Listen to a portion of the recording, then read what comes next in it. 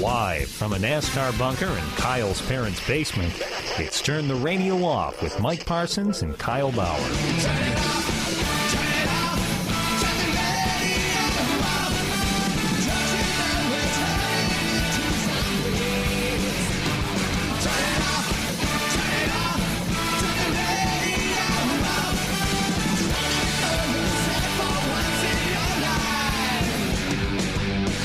Fan at Facebook.com/TTRO Show. Follow along on Twitter.com/TTRO Show. Or just listen right now. It's Turn the Radio Off. All right, so we all know that the internet can be a mean and nasty place.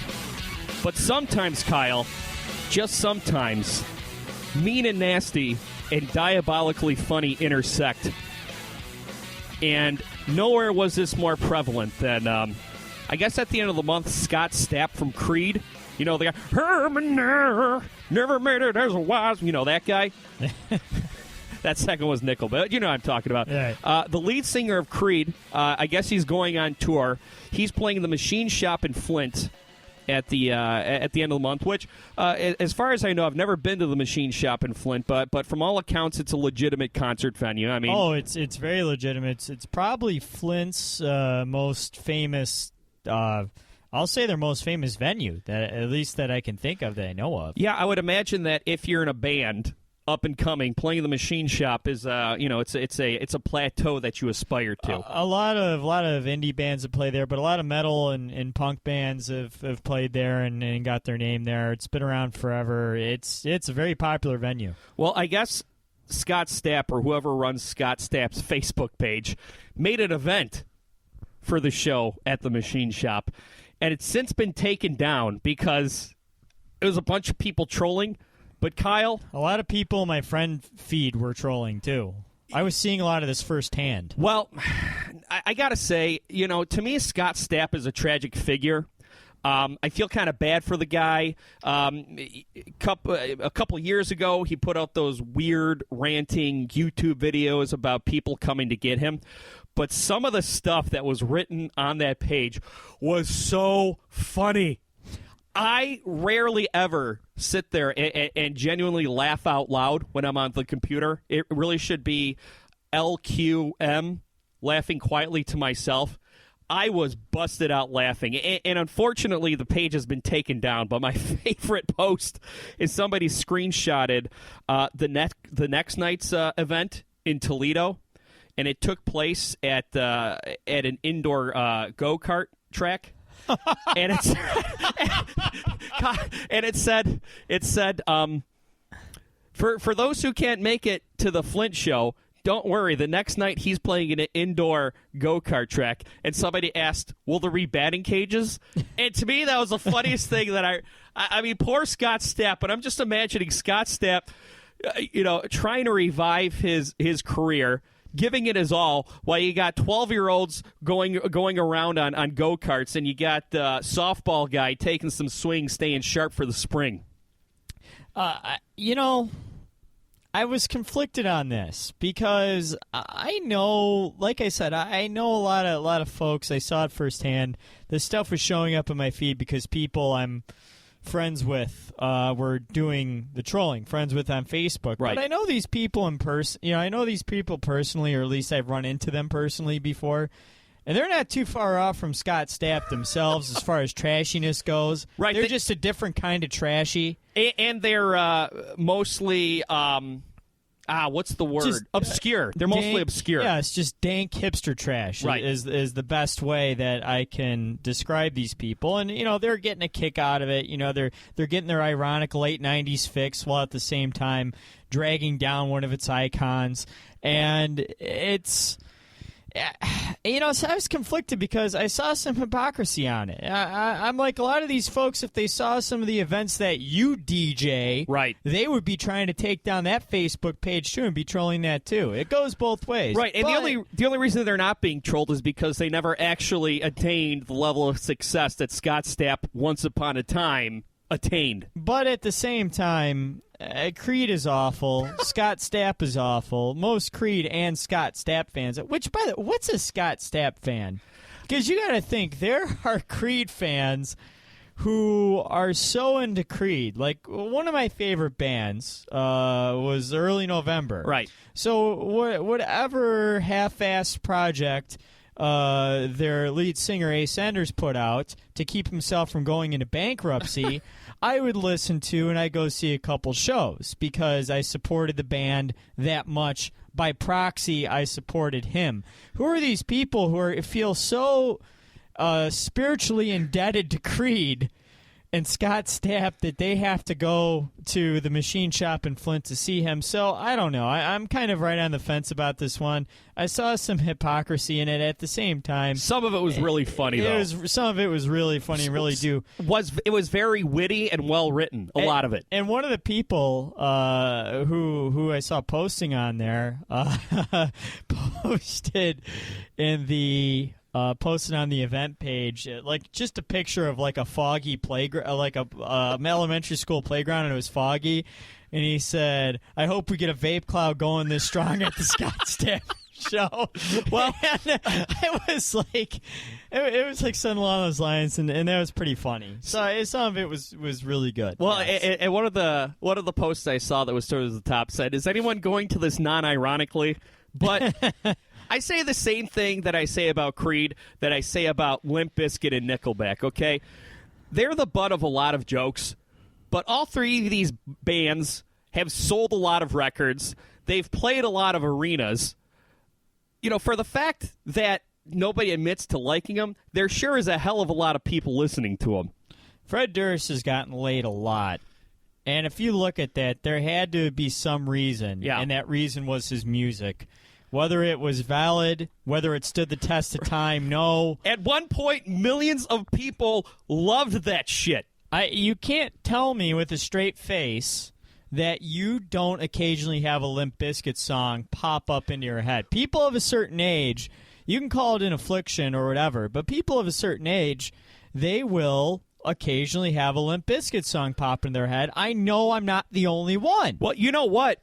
Every now and then, I'll turn it on the new rock alternative 89X. Oh, well, the 89X hasn't really changed since, like, 2004, so... And they'll play break stuff, and I will roll down the windows of my purple minivan, crank that up, and go 2 to 5 miles an hour over the speed limit. Break stuff is a good song. Rollin' is really cheesy, but you know what? It's catchy. Right. It gets stuck in your head. It was a hit for a very long time. It was an incredibly popular song. Right. Can I tell you something, Kyle? I've actually seen Creed in concert. You have? I have. I was on vacation with my family in Myrtle Beach. This was right after My Own Prison came out, and this was back when Creed still had a lot of cred. And my sister, she saw on the marquee of the House of Blues that Creed was playing, and she just had to go. And my parents were uncomfortable with her going alone. So for protection, they sent 12-year-old chubby round little me to go with my sister. And we went to the House of Blues. You're a pylon. Yeah, right, exactly. I'm insurance because that way, well, she was the smarter, more athletic one. So if there was anyone to strengthen the family bloodline, it would have been her over me. But listen to this bill, Kyle, okay? Creed headlining. Mid-card was Fuel. Oh, wow. Fuel, you know, and I bought their album after, and preteen me loved the Fuel Sunburn album. And the opening band was One Finger 11. I mean, that's a show now that you can go see a DTE for $5. But back then... Yeah, bring your meth. Yeah, but back then, that was House of Blues, so it wasn't quite mainstream. So it was like it had a lot of cred at the time. And I felt the same way about Creed as I do now. Someone's going to like this, and good for them. Was it the same sister who wore the Junkos? Yes. Yeah. Yes. Was she wearing the Junkos to the show? You know what? I would have to look at my timeline. If she wasn't wearing the Jinkos to that show, I would imagine that that show inspired her to wear Jinkos starting the very next back-to-school shopping season. Mike, this kind of brings me around to something, and I remember we had briefly brought up Junkos way back when I always thought it was doing... Jinkos.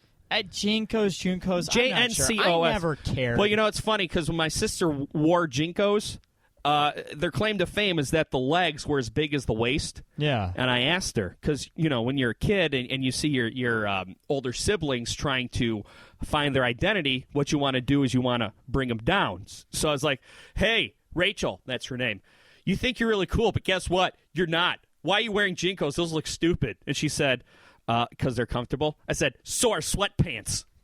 And that's something you've practiced to this day. That's right. That was a core fundamental from young Mike Parsons. Well, like I said, Kyle, Sweatpants Sunday is a sacred holiday that only comes around 52 times a year. But Mike, last time the super baggy pants, we'll just call them that, came up on this show because, I don't know, some jackass was selling them on Etsy or eBay or something, and of course, idiots are buying them. Something that's undeniable, as inevitable as Sweatpants Sunday for Mike Parsons, is the 20-year cycle of things becoming popular again, of things of attaining vintage label, and then suddenly, whether it be ironically or genuinely, you're wearing it. Like as a kid, I was big into the 70s and 80s, right? And constantly going to thrift stores, vintage shops, all that, so I could look like I'm dressed straight out of 1986. And I was a big part of that, and also liking music that was in the 80s or music that was heavily influenced from the 80s. I was really into that, and I'm seeing like the 90s thing really go full throttle. And what bums me out is that it's like 1998, 1999. It's like late 90s stuff. Back when we were the core market of what was cool. Yeah, and back when like every color was oversaturated, and that's because it was inspired by raves and all the ecstasy people were on. Yeah, and people were wearing really weird sunglasses, and everybody was claiming they were spotting aliens everywhere. I don't know. It was just a really bad time for me, and maybe that's just because I was a miserable kid in the late 90s. I don't know. I'm just saying I'm kind of really bummed out because it's like me looking at myself in a mirror when I was 20 years old, mm-hmm. and I'm buying my first pair of skinny jeans. Because why did I buy skinny jeans? Well, I wanted a pair of acid wash skinny jeans like they were in the 80s. And you wanted to show off your bulge, let's be honest. Well, that was part of it. And now we're looking at 21-year-olds where trying to buy baggier jeans, trying to buy Junko jeans, buying like freaking Old Navy performance fleece, right, that they're finding at thrift stores or buying it on eBay for $80.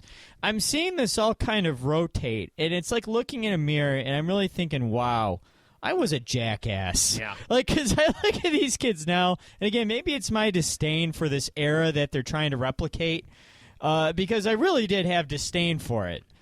Much like probably the people who were your age back when you were a teenager had disdain for you trying to look 80s. Yeah, and I'm looking at this now, I'm like, wow, these people are suckers. Yeah. And then I'm realizing, wow, I must have really been a sucker myself.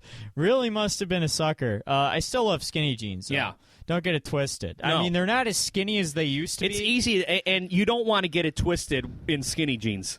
No, that sounds you don't, terrible. because it's not going back. I do have to say, Kyle, though, I'm surprised to hear you say the late 90s were a bad time for you. The late 90s were great for me. I lived in a big house. All my cooking and cleaning and laundry, I had a woman for that. I had free of charge. And really, I mean, my biggest struggle was trying to come up with an excuse as to why I haven't done my math homework. Yeah, I see what you're saying. And, Tom Green was cool. Which, by the way, Tom Green was the only thing about the 90s that I truly miss. Really?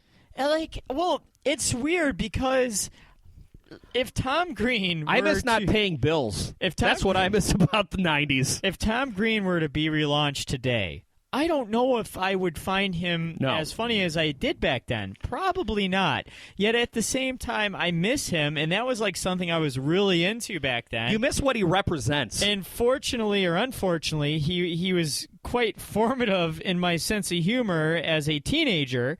And I was hoping like, oh man, all this other stupid shit like Gilmore Girls is coming back for no real reason other than people are nostalgic. Right. Why the hell can't Tom Green make a comeback?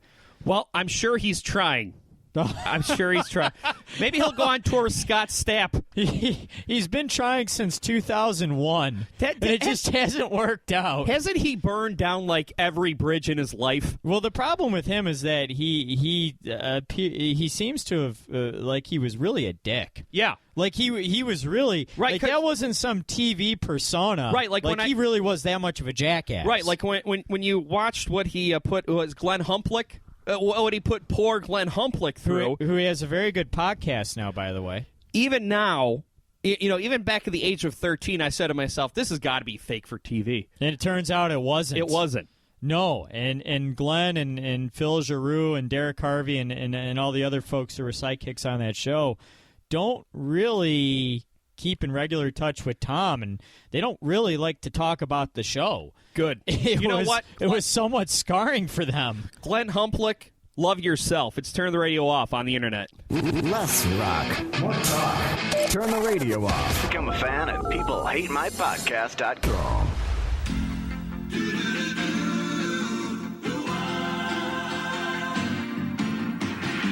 It doesn't matter what comes, fresh goes better in life.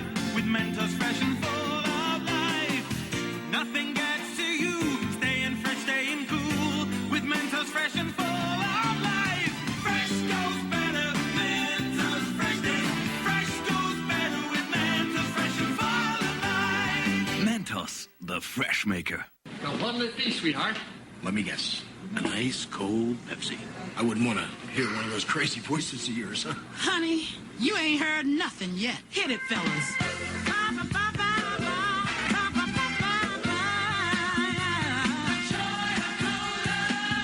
joy of bubbles, joy of fun, joy of Pepsi on your tongue. The greatest taste sensation on the sun. You go, girl. Switch off the radio. Turn off the radio. Shut down your radio system. We'll do it live! What? I'll write it and we'll do it live! Turn the radio off. There you go. I'm drunk. All right, so, of course, this situation could always change. But as of taping right now, it seems like this militia that overtook an empty building at a bird sanctuary in Oregon, not really the threat that we initially thought that they were going to be. For those that don't know, remember old Cliven Bundy from 2014, Kyle? Yes. I warned everybody about Cliven, by the way. Well, actually, it's funny because Cliven... More on Cliven in a second, but he was that guy who his cattle was grazing on federal land, and it's been going on for years, and the government got sick of it, so they came to, arrest him or confiscate his cattle, and then him and his militia had a stand down, and eventually the federal agents said, you know what, we're not getting into a shootout over cattle grazing, and they retreated.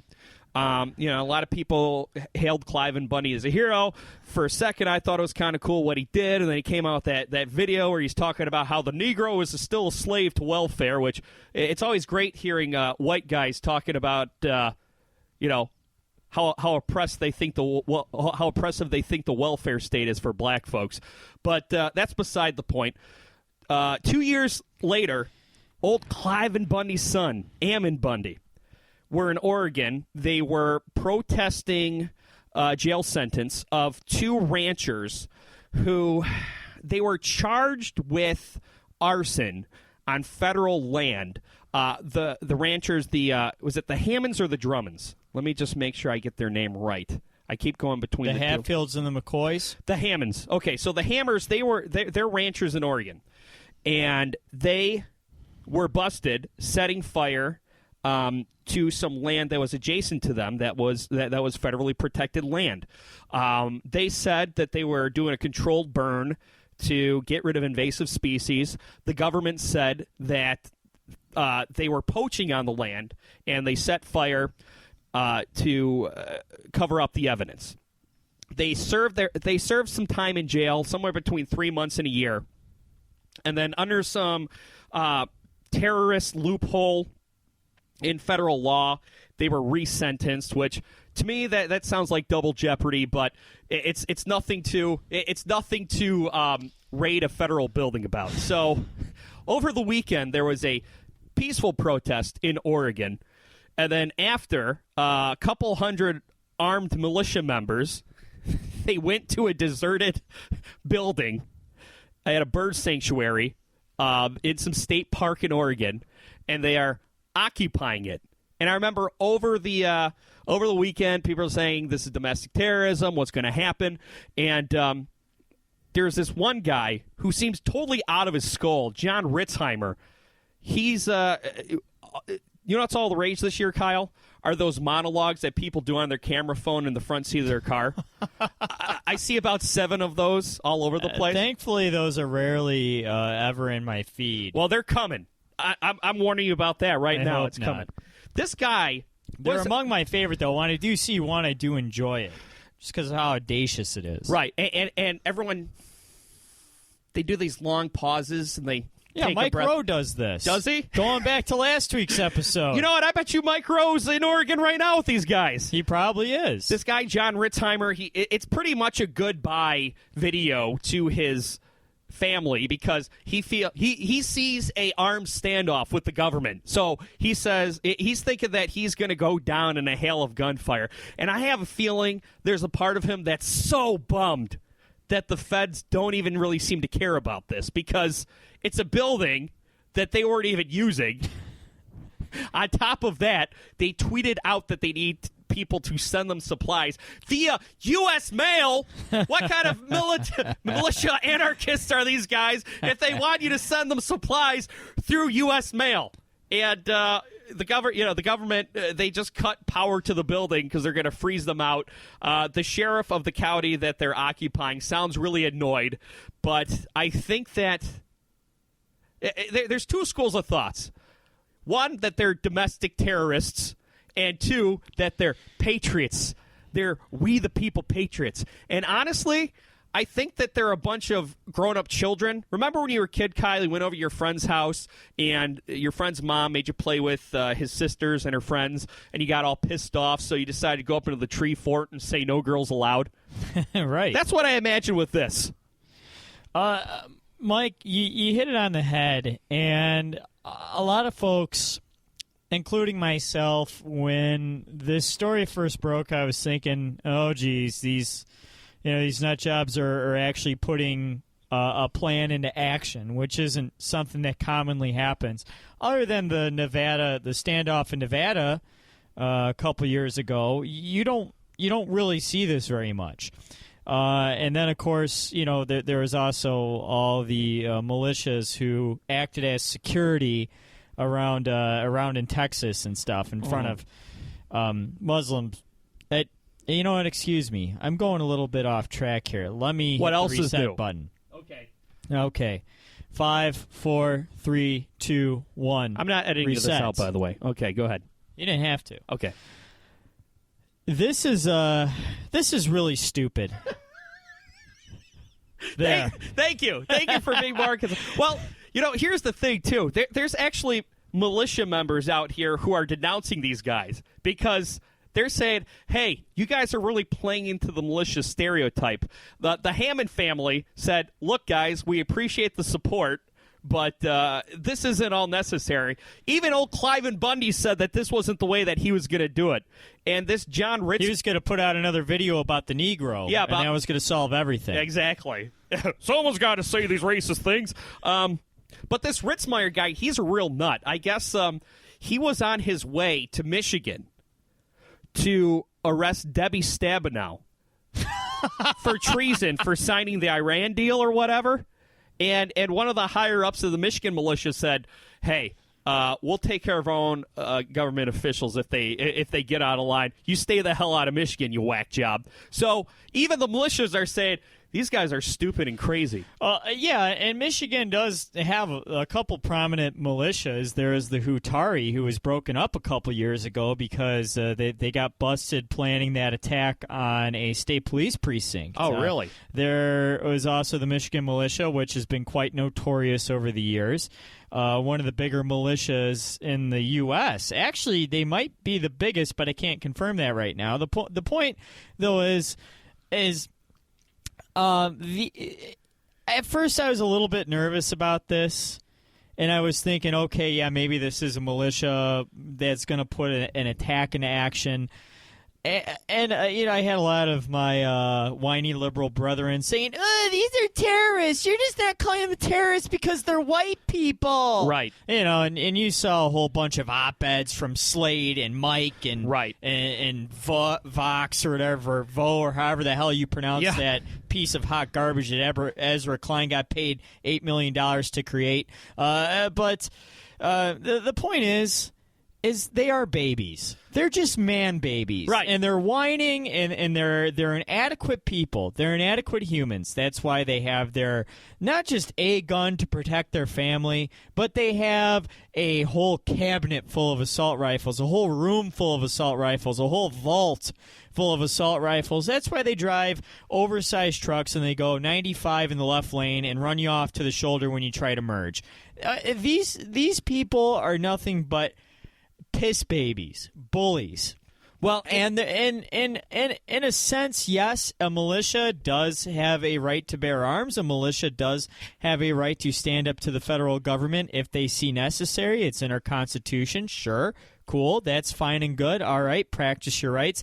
At the same time, though, they're not accomplishing anything except whining, and I don't really want them to accomplish anything. You know the land that they want for free, the government's already giving them a 93% discount on? No. Because they've been piss babies for so long? Well, and like I said, going back to the Hammonds, the father and son who are going to jail for burning, doing a burn on federal land.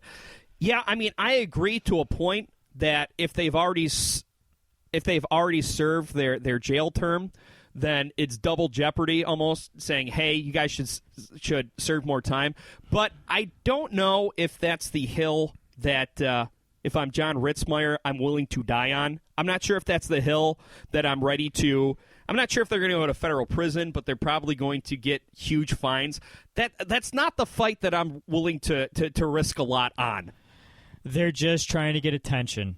They are. And that's all this is. It's a big attention grab for their stupid cause that majority of people don't care about and will never care about because it's not a big deal. It's a non-issue. Right, and that's the thing. It's failed miserably because even some of my most libertarian anti-government friends, I have seen barely any support for them. Obviously, most people are laughing at them, but the people who, the people who got angry after Obama laid out his executive orders about guns. Which he did in the face of this, by the way. I know they were separate issues, but still this is a militia obviously touting artillery. Right. But like I said, those people who were the people I would expect to support these guys are kind of laughing at them, too, because it seems like they don't really have a plan. It sounded like, and Kyle, this is why I don't get involved in group chants, and this is why I don't like mob mentalities, because they were probably all protesting, and one guy said, hey, we're going streaking. And they said, no, let's go take over a federal building. And then they got all pumped. They got all, as Drew Lane would say, they got all rock. And they decided to storm an empty bird sanctuary. And that's why I never really wanted to call them terrorists, because I could see maybe if it was an occupied building and they tied people up at gunpoint. They actually took people hostage. But it was an empty building. So far, nobody's been hurt. It hasn't gotten violent. It's just gotten a little ridiculous and embarrassing. Again, like the Huffington Post of the world, they jumped the gun, no pun intended, saying that these were terrorists and saying, why are people calling these guys terrorists? So many other worthy moments to use that adjective other than this one. The first person, though, who really called BS on this whole thing that I saw kind of in the public media was Albert Bernecco of Deadspin. Uh-huh. And he has been doing great work covering the election so far. You should just look him up for that. But he was the first one to call BS on this, at least that I saw. And this is an excerpt from his recent post on this. Imagine the grade of sad, stunted half-wit who decks himself out in paramilitary regalia full regalia, and lethal weaponry to stage a sit-in at what is, for all intents and purposes, a remote wildlife parks visitor center. Okay, men, when I kick down the door, you three move in on the 74-year-old volunteer who shows the bird-watching slideshow to the elementary school field trip groups. If she makes a move, be ready to take her down with force. The rest of us will establish a defensive position behind the cardboard beaver. If bigger goobers than these exist on our planet, you identify them by the bruises from where they poke themselves in the eye while trying to pick their noses. Perfect summary. That's an excerpt, and that's on the concourse, Albert Bernecco. It's titled, These Jamokes Aren't in Oregon, Aren't Terrorists, They're Jamokes. You know what's incredible, too, Kyle? People have an obsession in labeling things terrorism. Like... a bunch of our liberal friends could not wait to use the T word on these guys. And anytime there's a shooting anywhere, all of my anti-Obama friends are always like, why don't you call it what it is, Mr. President? People just love... I don't know. It's fear. It's like... I'm trying to think of a good metaphor. It's like the proverbial they got a bigger... piece of the popsicle than me, so call it out. I just want you to validate it. Mm-hmm. That's probably not the metaphor, but yeah, it's. I didn't know popsicles came in pieces, but you know what? It's you know what it is. It's he called me a name. Why isn't it okay for me to call him a name? That's right. it. That's what I was searching for. Let's take a quick break, Kyle. It is turn the radio off on the internet. Turn the radio off. With Mike Parsons. No drug dealers living next to me. Pretty good deal. Kyle Bauer. Yeah. People hate my podcast.com. Now working the grill, Bill, it ain't so tough. But first of all, you got to check your stuff. Like a grill that's set at 250 with the meat and cheese that's ready to go. A towel to keep your station looking cool. But most of all, you got to have your tools. Are you with me now? Get ready. We're gonna lay them down. Now beats got grain to it just like wood. You got to follow the arrow to lay it down like you should. From the front to the back, you got to lay it down. Space it evenly, not scattered around. Next, you got to salt the meat from the back to the front to make the taste complete. Not too little, not too much. With a little finesse, you'll get the touch. What's coming up next is our key to success. We'll turn the meat and do a 400 press. Don't wait too long, I emphasize, or the meat won't reach the proper size. When things start to sizzle, you're ready to go. Gently turn the meat, but don't be slow. Just turn them over easily. We don't want a broken patty, that's a guarantee. Press out the corners, 1, 2, 3, 4. Rock it a bit, are you keeping score? Top and bottom, left and right, and you'll get a patty that's out of sight. Press out the corners, nice and wide, at least half an inch on both sides. The reason you press, you gotta think, when the meat hits the grill, it starts to shrink. We start shrinking when we hit that grill. You know it will. We start shrinking when we hit that grill. You know it will. When you see red juices on the top of the meat, it's time to give the turn and press a repeat. Do it again just like you did before. Do the 4-corner press just one time more. Now once you press it the second time, don't press them again because the meat's just fine. But when you see red juices rise, turn the patty over to the other side. Don't scrape the grill, we want it wet, you see. And keep the meat moist so it's hot and juicy. When the meat's red, juices no longer rise. You can serve that patty, it'll win a prize. It takes about 4 minutes to cook, but just to make sure you can have a look. Use your tool and double check, it should be gray and moist to be correct. And order's placed, you're ready to go. Drain the meat, just like so. Once the draining is totally done, place the patty squarely on the heel of that bun. Now there you go, Billy, you give it a shot. Don't be afraid, I think you're gonna be. If they were strippers at Deja Vu, they'd be the three ugly ones.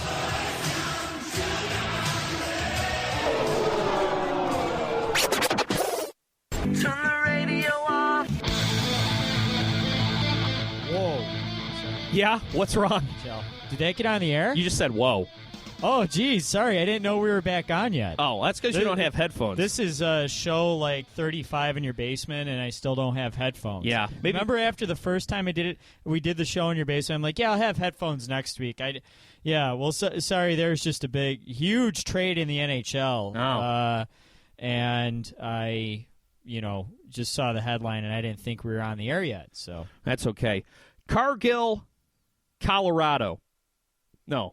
Fort Morgan, Colorado. yeah, Cargill's the company, right? Home of Cargill Meat Solutions. Ugh, I don't want meat solutions. Sounds like spam.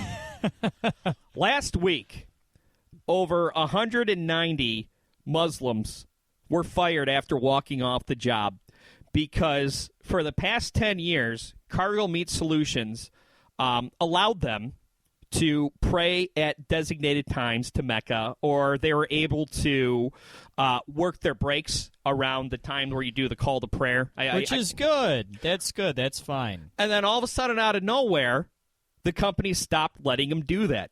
And they walked off the job, 190 of them. Some of them went back and got their jobs, and others were fired. And it's really funny, Kyle, because where I've been seeing this posted has been places like Breitbart, places like The Blaze, and they're like, yeah, all right, yeah, no, if you walk off the job, yeah, you should be fired. These people need to know, which is fine, Kyle, because, any excuse to take jobs from people and get them on welfare, right, Breitbart? Well, I mean, here's the thing, all right, number one, and this is going to break my mother's heart to hear, lately I feel like religion has caused more problems than solutions. I would agree. And, if you own a bit, freedom of religion only protects you from being put in jail. It doesn't protect you from being fired. But I would imagine the majority of these people on Breitbart, the majority of these people on The Blaze, were defending these bakeries in Indiana who wouldn't build cakes for gay weddings based on it's against their religion. So, obviously, these people should, if these people are so for freedom of religion, shouldn't they be defending these Muslims? Exactly. It's hypocritical. It's used arbitrarily. And that's the frustrating thing about this. I guess I'm fine with freedom of religion, but, Mike, as you said, it doesn't protect you at your job necessarily. Right. Yeah, I mean, it could be labeled as discrimination. That's the gray area on this. But at the same time, the real issue here is seeing people call it out and saying, good, that's what you get. Right. That's what you get, Muslim. And like I said, Kyle, look, if you want to deny a gay couple a cake, that's fine. Deal with the backlash. If you want to walk off the job because your religion is being violated, fine, you deal with the backlash. But I just want some of these people to admit that they're full of shit. What's surprising about me is I didn't know Cargill was halal. Like, I didn't know, like, Muslims would... I mean, a job is a job, but I didn't know Muslims would be interested in working at a meat solutions plant. Yeah, I mean, I guess I didn't research it that much. But that's just a surprising aside to me that Muslims would even work at a place like this. But, hey, a job's a job. Good for them. Well, and all these people defending the gay cake bakeries and applauding Cargill Meat Solutions for firing these Muslims for not allowing them 5 minutes to pray, they don't want freedom of religion. They want freedom of their religion. And by freedom, they want the right to discriminate based on their religion. That's all. So I think a lot of people, and I hate calling people out as hypocrites, Kyle, because I feel like we all contradict ourselves. But for Christ's sake, for Allah's sake, for Hanukkah Harry's sake, be consistent. Amen. All right. Another thing that's bothering me, Kyle, is this Cosby thing. All right. Was it last week or the week before? It was right last week. He was indicted. He was indicted on a 2004 accusation that was filed by a former employee of Temple University. And we all know what's been going on with Bill Cosby for the last year at a show in Philadelphia. And I guess this has been part of Hannibal Buress's act all along, but in Philadelphia it went viral because that's where he's from. Hannibal Buress reminded us all that in 2006, Bill Cosby was accused of rape.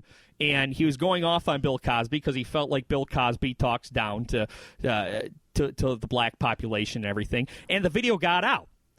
And then so women were coming forward saying, "Oh yeah, it happened to me. It happened to me." What's the total number? Oh, it's in the 50s. So 50 women came forward, and they all had similar stories. And finally, Bill Cosby is being indicted. And I'm glad it's happening, Kyle, because now at least it's in a court of law and we can see the evidence. What's really bothering me, though, is the claim that these accusations are fueled by racism. And what a lot of people are saying is that whoever these racist conspirators are trying to bring down Cosby because he's a successful black man, because he was going to buy NBC, which he was going to buy NBC in 1992. And if you're going to take down a powerful black man, why would you wait until 20 years after the peak of his career? Exactly. And he just recently had a comeback before all this broke, but it wasn't much of a comeback. It was a terrible stand-up special that was actually hard to watch. And Mike, you're exactly right. If this was some sort of conspiracy or racist conspiracy to take down a powerful black man, it would have happened probably at the height of his power, which was almost 30 years ago. You could argue it was 30 years ago. Right. It was a very long time. And for me, it's very disheartening because there were black victims that he allegedly raped. And to me, it shows a problem that I think has exists. Oh, God. I'm going to go on very thin ice here, and I'm going to say this because I know we don't have too many listeners. Oh, boy. Okay. As an observer, as a white male observer of the black culture that I've seen, there is a problem with women. And there is a problem, I think, in respecting women. And this doesn't mean it doesn't exist with white people either. There's just a general problem with this. But what I'm saying is that when it comes to believing victims, women speaking up, women coming forward, there's a problem in all cultures, but there's a problem, especially in a marginalized culture, that maybe there should be some solidarity here instead of throwing women under the bus, which there seems to be an issue with this. Well, and it's kind of hard to debate people on this because there are people who genuinely believe that this is a racist plot. And if they genuinely believe it's a racist plot, I can understand why they're so vehemently defending him. But I also think that if you've done screwed up and you're in trouble, you're going to throw anything out there to save your ass. So instead of looking into whether Bill Cosby sexually assaulted these women, let's say that 40 of these women are lying. Let's say 45 of these women are lying. He still raped 5 women. Right. And it's terrible that the other 45 hypothetically are trying to get a book deal or trying to get some money out of him. But even if only one of them are true, that's still sexual assault. Yeah, exactly. And, a friend of mine who I like to debate with back and forth, he's been on fire because of the whole Tamir Rice thing, and of course you will, because that was a great injustice. So he posts a video about that, and then after he posts about Cosby, talking about how the legal system it railroads black people, and that's very hard to debate because you can see why they would think that it's a racist plot. Absolutely, and the average black person does stand a tough road in court. But I think in court, this was proven in 2006, before social media, that money, that when it comes to the great unequalizers, I guess, money probably trumps race, doesn't it? I mean, Cosby would... I would say so, yes, because even though this was something that popped up in court, and it was something that stayed in the back of my head for a long time. And I've watched a lot of episodes of The Cosby Show since I first heard that allegation up until this all blew up. Since 2006, I had forgotten all about it.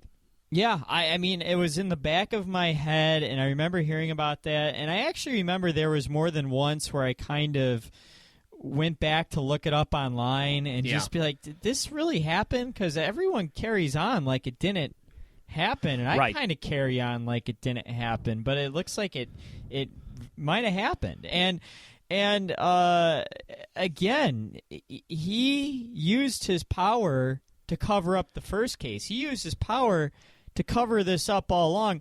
Mike, you think there wasn't anyone who had known about this?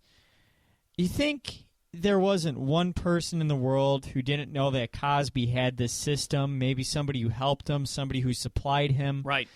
There had to be people who were in on this. That's the conspiracy I'd be more concerned about than this notion that he's being railroaded. Mike, as you put it, even if all but one of his alleged victims are lying, then that's still one rape. That's still one sexual assault. And that is a very, very important distinction, that it doesn't, the total doesn't even, the total matters, and that he's a serial rapist. Right, like if you think a guy raped 50 women and it turns out he raped 2. But the principle's the same. Right, it's like, oh, he only raped 2. What? Yeah. And what? And it also matters that almost every story is identical, because people who are serial behavioralists, they, whether it be murder, rapist, whatever, they have a similar pattern of behavior leading up to this, and that's another known fact.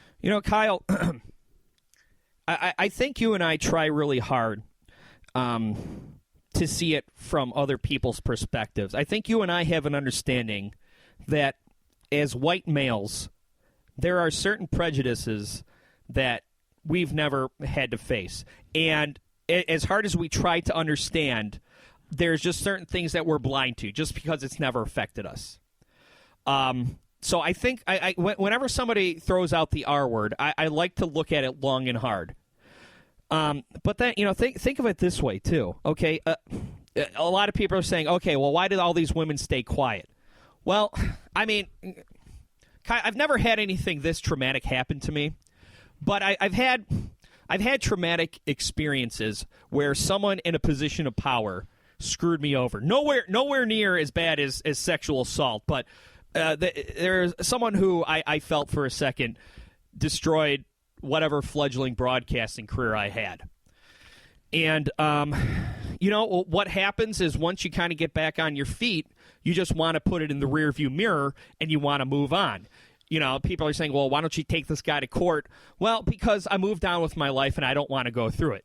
But, I found out later on that he was screwing around with other people's money, screwing around with other people's careers and jobs and livelihood. Yeah. So I came forward. So that's probably what happened. Bill Cosby was in such a position of power once upon a time that it was either to buy people off or intimidate them, and what they did is they just tucked their tail between their legs and decided to start over on another path.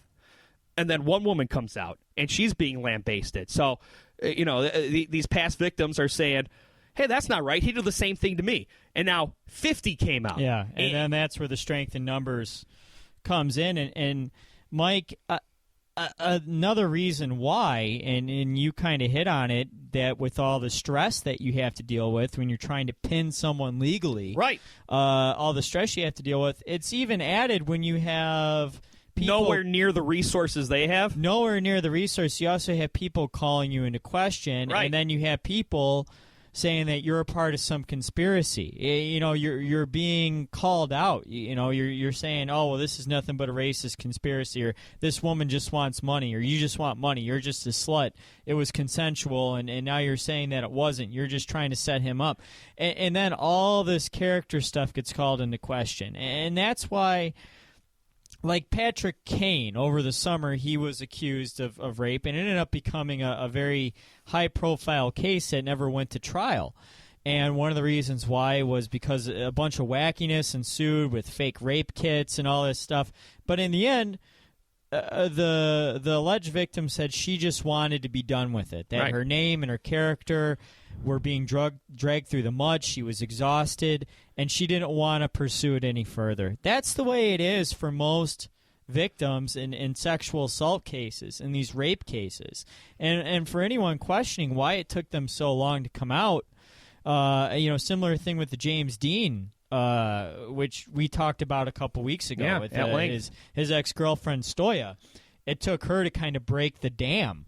And then all of a sudden you hear all these other women and all these other porn stars coming out and saying that he did stuff without consent on set when we weren't being filmed. Right.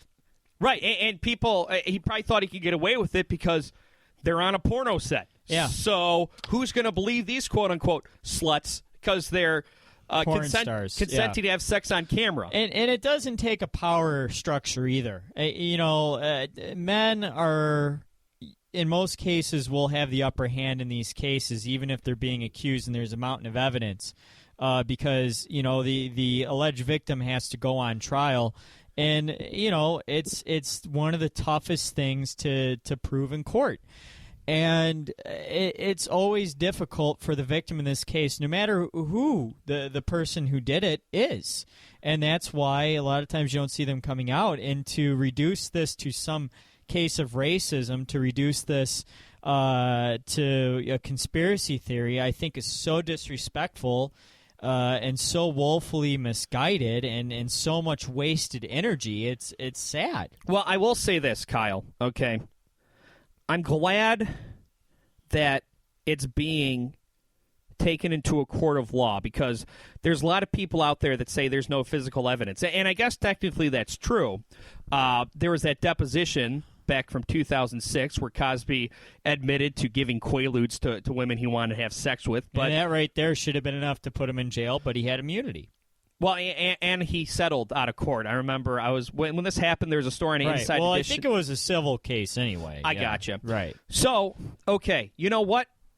If there's no physical evidence in this case, I'll admit there is no physical evidence. But if there is, I'd like people to admit that maybe this guy has been terrorizing and taking advantage of vulnerable women, and that, yes, I'm sure that they're look, we all know that the legal system is not always the most fair to the black community, right?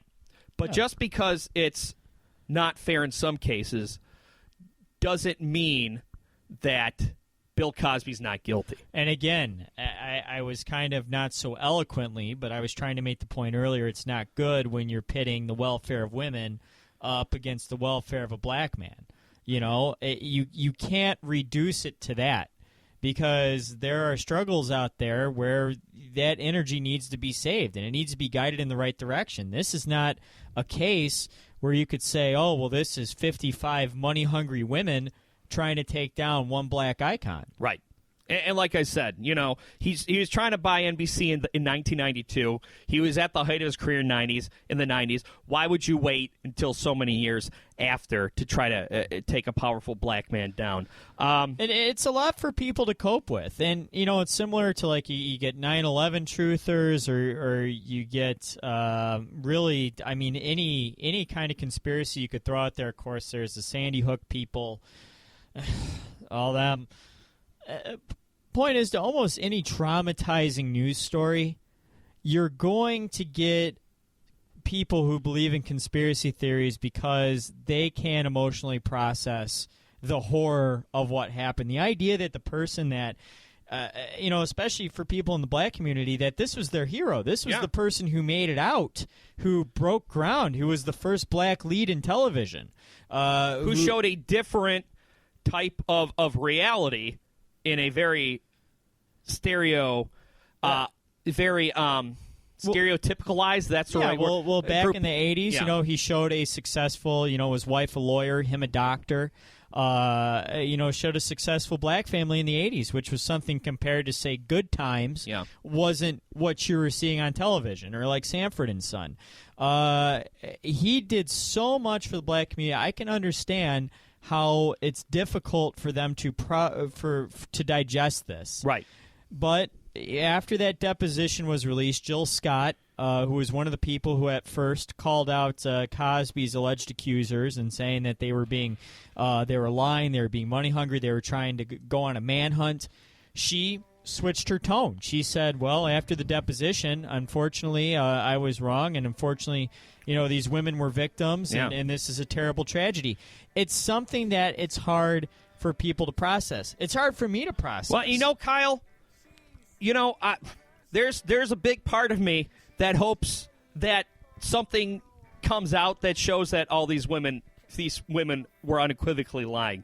I'd be happy to know that the Cos was wrongfully accused and that, he's who we thought he was. But just looking at the facts, looking at the circumstantial evidence, I just can't come to that conclusion. It's a big bubble of innocence that has been busted. Yeah. And I don't mean that in the sense of Cosby. I mean in the sense of everybody who grew up watching him and idolizing him. And, I freaking loved The Cosby Show. Loved it. So good. And one day maybe I'll be able to watch it again because Cliff Huxtable is not Bill Cosby, and that's an important distinction for everyone to make with this. Well, and a lot of people are saying that, you can't believe that Cliff Huxtable would do this. Bill Cosby's not Cliff Huxtable. He never was. And that's something to be clear. And also Bill Cosby's other work, Ghost Dad. Okay, maybe his movies, maybe there weren't too many good movies that he was in, but the point is you have to separate the two. And for me, maybe that means I can watch The Cosby Show one day again. I don't know. It's tough to look at him right now. Yeah. But maybe for other people that means you have to believe that he gave a deposition under oath admitting that he's drugged women. Right. And that right there is pretty hard to ignore. Those were his words. Right, exactly. So why would he conspire against himself? We have to go. We'll be back next week. PeopleAteMyPodcast.com. Going out with a little 1996 nostalgia. It's Fuel with Shimmer. I turn the radio off.